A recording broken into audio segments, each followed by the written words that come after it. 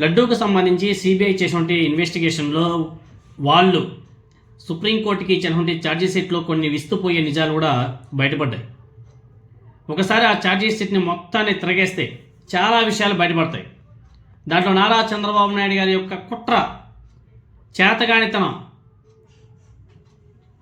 స్వామివారికి ఆయన చేసినటువంటి ద్రోహం మొత్తం కూడా బయటపడుతుంది.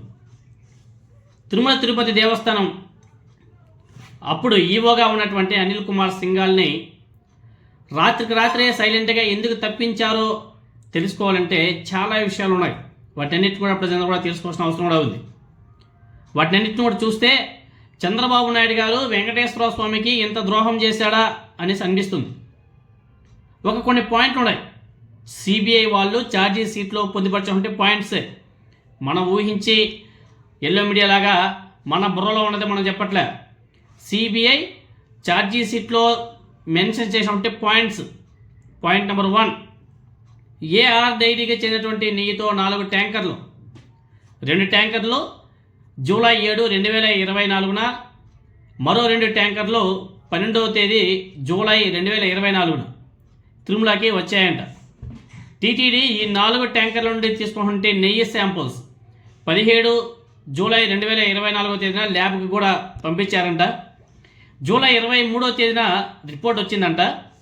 ఆ రిపోర్ట్లో ఆ నెయ్యిలో వెజిటబుల్ ఫ్యాట్ ఉన్నందున ఈ 4 ట్యాంకర్లను తిరస్కరిస్తున్నట్లు అప్పటి ఈవో శ్యామలారావు గారు జూలై 23వ తేదీన మీడియా సమావేశంలో చాలా స్పష్టంగా తెలియజేశారు. ఇక్కడ గమ్మత్తైన విషయం ఏమిటంటే ఆ తిరస్కరించినటువంటి 4 ట్యాంకర్లో ఆ 4 ట్యాంకర్ల నెయ్యి తిరిగి ఏఆర్ డైరీకి వెళ్ళాలి, కానీ అవి ఏఆర్ డైరీకి వెళ్ళలేదు. అవి వైష్ణవి డైరీకి వెళ్ళి అక్కడి నుండి మళ్ళీ తిరుమలకు వచ్చేసాయి. వాటిని టీటీడీ వాళ్ళు లోపలికి రప్పించి ఆ నెయ్యిని లడ్డూ తయారులో కూడా వాడేశారు అని చెప్పేసి సుప్రీంకోర్టు నియమించినటువంటి సిబిఐ సిట్ ఛార్జీ షీట్లో పేర్కొంది. ఇది ఎవరి వైఫల్యం? ఇది కూటమి ప్రభుత్వం వైఫల్యం కాదా? నారా చంద్రబాబు నాయుడు గారి వైఫల్యం కాదా? ఇవన్నీ కూడా సిబిఐ దాఖలు చేసినటువంటి ఛార్జీ షీట్ పేజీ నంబర్ 44లో చాలా స్పష్టంగా రాశారు.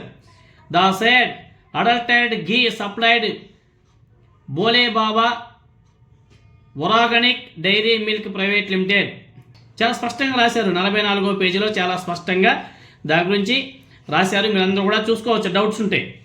అదేవిధంగా మొన్న ఆకస్మికంగా తిరుమల తిరుపతి దేవస్థానం ఈవో అనిల్ కుమార్ సింఘాల్ గారిని చంద్రబాబు నాయుడు గారు సైలెంట్గా ఎందుకు తప్పించాడో కూడా తెలుసుకోవాల్సిన అవసరం ప్రజల మీద ఉంది.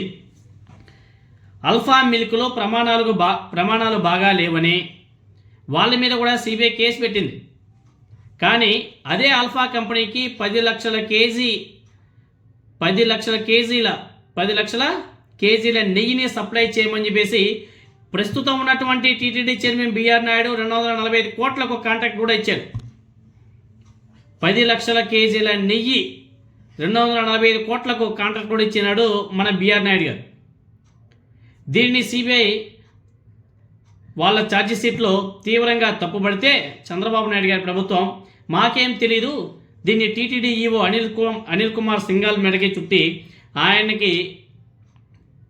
ఏదో విధంగా ఇరికించే ప్రయత్నాలు చేస్తూ ఆయన్ని 5 రోజుల క్రితమే రాత్రి పదవి నుండి తప్పించేశారు. ఎందుకంటే వీళ్ళు తప్పించుకోవాలి కాబట్టి. చంద్రబాబు నాయుడు గారు చేసినటువంటి ఘోరాలు అన్నీ ఇన్ని కావు. ఆ ఛార్జీ షీట్ మొత్తం చదివితే మొత్తం తప్పులు మొత్తం కూడా నారా చంద్రబాబు నాయుడు గారు చేసినవే. పూర్తి ఛార్జీ షీట్ ప్రజల ముందుకు వస్తే ప్రజలు పూర్తిగా చదివితే అన్నీ కూడా అర్థమైపోతాయని చెప్పేసి తెలుసుకొని అవన్నీ కూడా ప్రజలు చదువుకునే లోపే ముందుగానే ప్రజల మెదల్లో విషం నింపాలని చెప్పేసి దుర్మార్గపు కుట్రలతో ఈ విష ప్రచారానికి తెరలేపాడు మన నారా చంద్రబాబు నాయుడు గారు.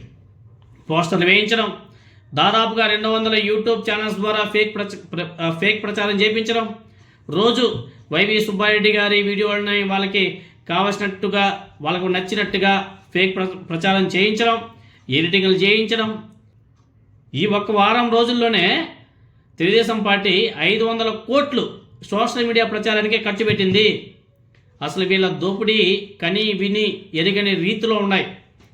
దోపిడీ చేయడం, దాన్ని కప్పిపుచ్చుకోవడానికి కని విని ఎరగని స్థాయిలో విష ప్రచారం చేయించడం చంద్రబాబు నాయుడు గారికి బాగా అలవాటైనటువంటి పని. టీటీడీ ఈఓ సింఘాల్ గారిని బదిలీ చేయడానికి కారణాలు ఇవి. నారా చంద్రబాబు నాయుడు గారు తప్పించుకోవడం కోసం ఇలా చేపి